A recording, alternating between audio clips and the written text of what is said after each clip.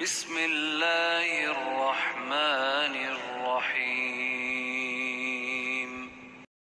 اعوذ باللہ من الشیطان اللعین الرجیم بسم اللہ الرحمن الرحیم الحمد للہ رب العالمین وهو احسن الخالقین والصلاۃ والسلام والتحیۃ والاکرام علی الرسول المسدد والمحمود الاحمد والمصطفى الامجد بالقاسم محمد اللهم صل على محمد وآل محمد وعجل فرجهم اجمعین وآلہ الطیبین الطاہرین المنتجبین المنتخبین الميامین المعصومین لا سیما لا بقیت اللہ فی الارضین اللہم اجل فرجہ وکسر انصارہ واہلک اعداءہ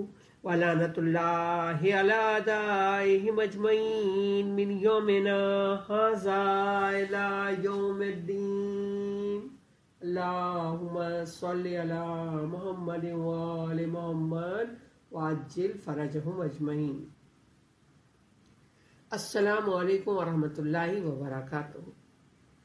کلام بلاغت نظام میں اعلان پروردگار ہو رہا ہے انا للہ و انا الیہ راجعون۔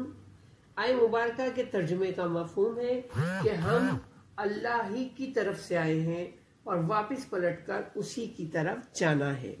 اس حوالے سے آج ہماری گفتگو شہادت امام حسن عسکری علیہ السلام کے حوالے سے ہوگی، جو کہ 11ویں جانشین ہیں پیغمبر اسلام کے اور سلسلہ عصمت کی 13ویں کڑی ہے۔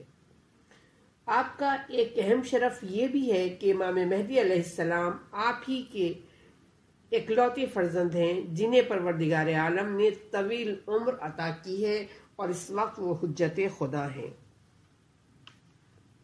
امام حسن عسکری علیہ السلام کی کنیت ابو محمد تھی۔ آپ کے القاب بے شمار تھے، جن میں عسکری، ہادی، ذکی، سراج، ابن رضا زیادہ مشہور ہیں۔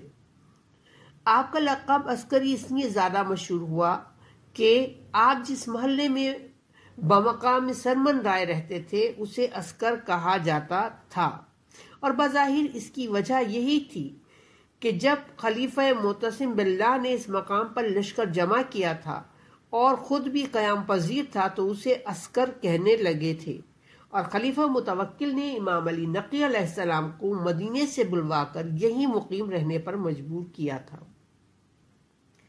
اور یہ بھی تھا کہ ایک مرتبہ خلیفہ وقت نے امام وقت کو اسی مقام پر 90,000 لشکر کا معائنہ کرایا تھا، اور امام نے اپنی 2 انگلیوں کے درمیان سے اسے اپنے خدائی لشکر کو جب دکھایا تو اسمینی وجوہ کی بنا پر اس مقام کا نام عسکر ہو گیا تھا، جہاں امام علی نقی اور امام حسن عسکری علیہ السلام مدتوں مقیم رہ کر عسکری مشہور ہو گئے۔ ہمارے 11ویں امام کا ارشاد ہے کہ ہمارے مذہب میں ان لوگوں کا شمار ہوگا۔ کون سے لوگوں کا شمار ہوگا؟ جن میں یہ چیزیں موجود ہوں، جو اصول و فروع اور دیگر لوازم کے ساتھ ساتھ ان 10 چیزوں کے قائل بلکہ ان پر عامل ہوں۔ ابھی ہمیں دیکھنا چاہیے کہ امام کے ارشادات کی روشنی میں ہم ان چیزوں پر کتنا عمل کرتے ہیں۔ کون سی چیزیں بتائیں معصوم نے؟ کون سی 10 چیزیں ہیں؟ نمبر 1، شب و روز میں 51 رکعت نماز پڑھنا۔ نمبر 2، سجدگاہ کربلا پہ سجدہ کرنا۔ دانے ہاتھ میں انگوٹھی پہننا۔ اذان و اقامت کے جملے 2 مرتبہ کہنا۔ اذان و اقامت میں حی علی خیر العمل کہنا۔ نماز میں بسم اللہ زور سے پڑھنا۔ ہر دوسری رکعت میں قنوت پڑھنا۔ آفتاب کی زردی سے پہلے نماز عصر اور تاروں کے ڈوب جانے سے پہلے نماز صبح پڑھنا۔ سر اور داڑھی میں وسمہ کا خضاب کرنا۔ یاد رہے کہ وسمہ ایک قسم کا پودا ہے جس سے خضاب تیار کیا جاتا ہے۔ نمبر 10، نماز میت میں 5 تکبیر کہنا۔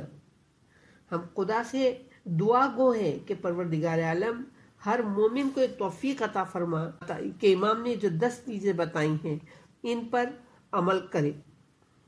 امام نے کچھ وصیت کی ہے، اس وصیت میں امام ارشاد فرماتے ہیں، میں اپنے ماننے والوں کو وصیت کرتا ہوں کہ اللہ سے ڈرے، دین کے بارے میں پرہیزگاری کو شعار بنا لے، خدا کے متعلق پوری صحیح یعنی کوشش کریں اور اس کے احکام کی پیروی میں کمی نہ کریں، سچ بولیں، امانتیں چاہے مومن کی ہوں یا کافر کی ادا کریں اور اپنے سجدوں کو طول دیں اور سوالات کی شیریں جواب دیں، تلاوت قرآن مجید کیا کریں، موت اور خدا کے ذکر سے کبھی غافل نہ ہو۔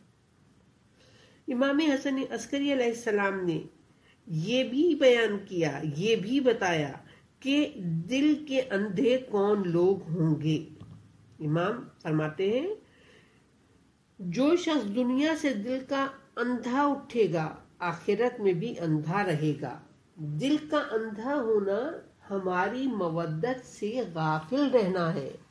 قرآن مجید میں ہے کہ قیامت کے دن ظالم کہیں گے، میرے پالنے والے، ہم تو دنیا میں بینا تھے، ہمیں یہاں اندھا کیوں اٹھایا ہے؟ جواب ملے گا، ہم نے جو نشانیاں بھیجی تھیں تم نے انہیں نظر انداز کیا تھا۔ لوگوں، اللہ کی نعمت، اللہ کی نشانیاں ہم آل محمد ہیں۔ امام حسن عسکری علیہ السلام نے اپنے خادم سے ارشاد فرماتے ہوئے کہا تھا کہ جب تم اپنے سفر مدائن سے 15 دن کے بعد پلٹو گے تو میرے گھر سے شیون و بکا کی آواز آتی ہوگی، اور آپ کا یہ فرمانا بھی ہے کہ میرے ماننے والوں کے درمیان انقلاب عظیم آئے گا۔ 11ویں امام کو بتاریخ 1 ربیع الاول معتمد عباسی نے زہر دلوا دیا، اور آپ 8 ربیع الاول کو جمعے کے دن بوقت نماز صبح خلت حیات ظاہری اتار کر بطرف ملک جاودانی رحلت فرما گئے۔ انا للہ و انا الیہ راجعون۔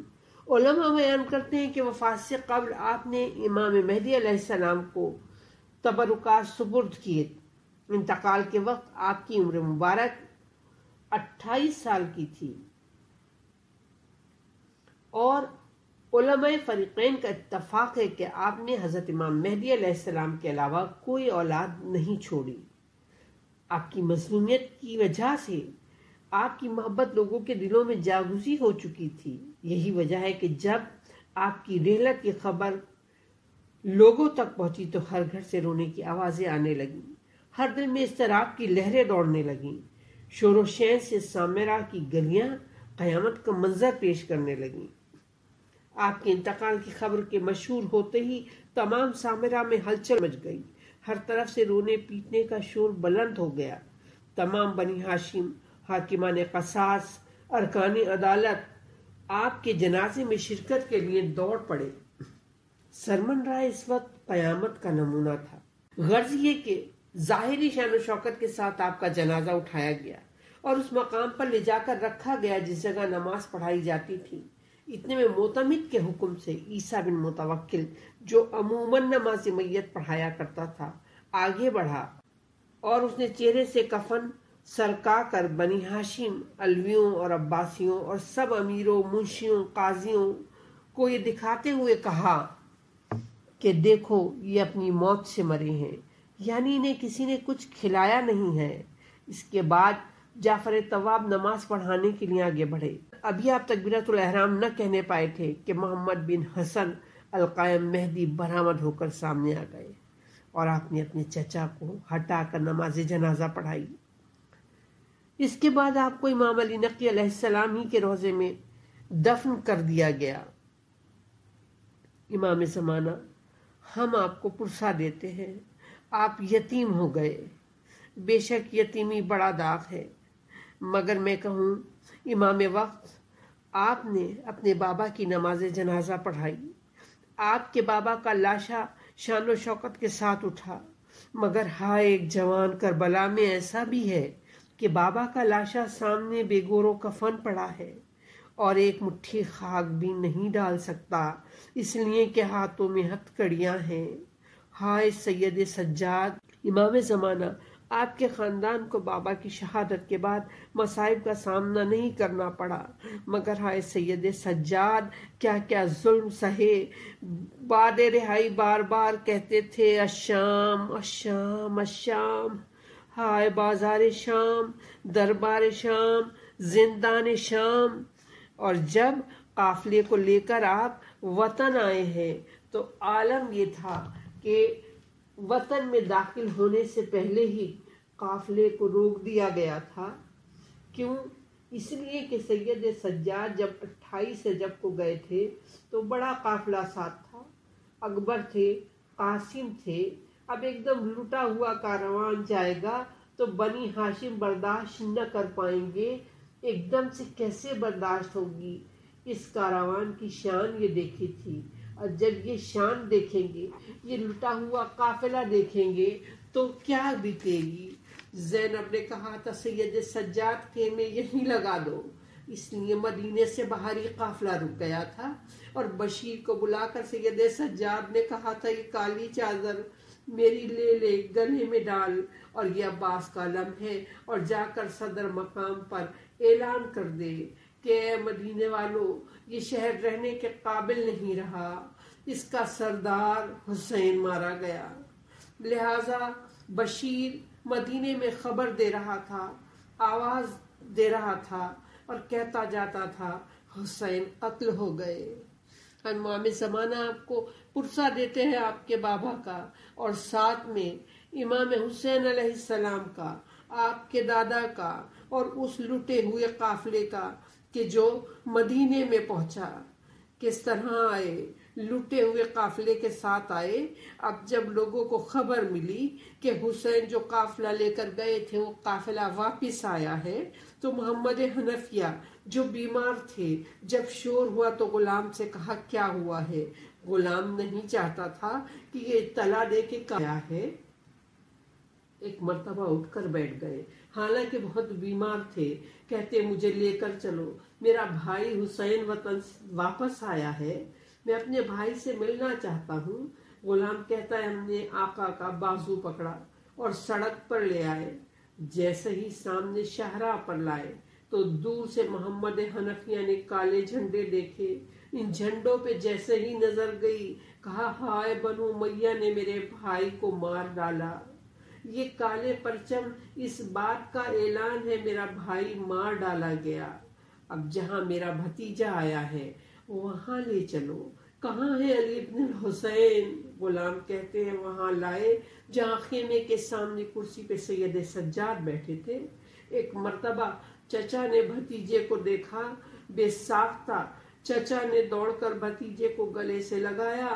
یہ عالم تھا کہ بھتیجا رو کے چلایا چچا ذرا آہستہ لپٹائیے، ہڈیاں گل گئیں، گلے میں توق تھا۔ چچا نے بھتیجے کی ہڈیاں دیکھیں، ارے توق کا زخم دیکھا۔ ایک مرتبہ بہادر چچا پہ کیا گزری، گھبرا کے پوچھا ہے سید سجاد میری بہن زینب کہاں ہے؟ کہا پھپھی اماں خیمے میں ہے۔ کس طرح سے قافلہ آیا، کس طرح سے آپ کی دادی زینب وطن واپس آئیں، خیمے میں گئے۔ محمد حنفیہ کہاں ہے میری بہن، کہاں ہے میری بہن؟ ایک ایک کو دیکھتے تھے اور پوچھ رہے تھے۔ ایک بار سامنے سے زینب اٹھی، کہا ہائے یہ دن آ گیا زینب پر کہ اب بھائی بہن کو نہیں پہچان رہا۔ تو ایک مرتبہ محمد حنفیہ بے اختیار ہو گئے اور کہا ارے تم ہو، تم زینب ہو؟ کہا کیا پوچھتے ہو محمد حنفیہ؟ جس گھر سے 72 جوانوں کے لاشیں ایک دن میں نکلے، اب اس کو کیسے پہچانو گے؟ لاشیں اٹھا کر زینب آ رہی ہے۔ میں کہوں مولا وقت کے امام آپ کے بابا کی شہادت زہر سے ہوئی، ہائے آپ کے دادا حسین شہید کربلا کتنے ظلم سے شہید ہوئے. ارے ان کا پیرہن ان پر ہونے والے مظالم کو بیان کر رہا تھا. جب عماری آئی، زینب آئیں، روضے رسول کے دروازے پہ رکیں تو زینب کا ناقہ ابھی بٹھایا نہیں گیا تھا. زینب نے خود کو ناقے سے گرا دیا. اس کے بعد اٹھ کر دونوں دیواروں کے سہارے علی کی بیٹی نے آہستہ آہستہ چلنا شروع کر دیا. شہزادی شام سے تھکی ہوئی ہے، تازیانے کھائے ہیں، اذیتیں اٹھائی ہیں. اب سامنے زینب کے قبر نبی تھی.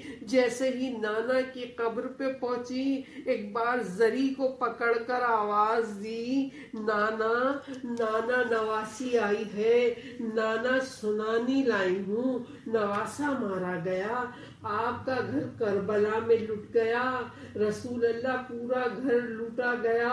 اور اس کے بعد آواز دی زینب نے کہ جب پردیس سے آتے ہیں تو تحفہ لاتے ہیں.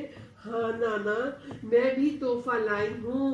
اور یہ کہہ کر حسین کا خون بھرا کرتا قبر نبی پہ ڈال دیا. ذریعہ پیغمبر تھرا گئی. ماتم کا وہ گل تھا، فریاد کا وہ گل تھا کہ آواز سنائی نہ دیتی تھی. ایک مرتبہ مجمع کو ہٹایا، ایک بیمار بیٹی آگے بڑھی، پھوپھی سے لپٹ گئی، پوچھتی جا رہی ہے سغرا علی اکبر آئے ہیں، قاسم، چچا عباس. ارے کہا سغرا سے زینب نے سب مارے گئے. اب سغرا خاموش تھی، کسی کا نام نہیں لیا، جھک جھک کر بیویوں کی گود کو دیکھتی تھی. کبھی رباب کی گود دیکھی. زینب نے کہا ارے سغرا کیا تلاش کرتی ہو، کیا چیز کی تلاش ہے؟ کہا میرا بھائی علی اصغر کہاں ہے، میرے جھولے والے اصغر کا کیا حال ہے؟ ارے اصغر بھی شہید ہو گیا یا رسول اللہ. اور جملہ ائمہ معصومین، خاص کر امام وقت، ہم آپ کو آپ کے بابا کا پرسہ دیتے ہیں، امام حسن عسکری کا پرسہ دیتے ہیں. بار الہ آل محمد پہ جو مظالم کیے گئے، ان تمام مظالم کا بدلہ لینے کے لیے اپنی آخری حجت کے ظہور میں تعجیل فرما اور ہمیں امام کے لشکر میں شامل فرما. ربنا تقبل منا انک انت السمیع العلیم.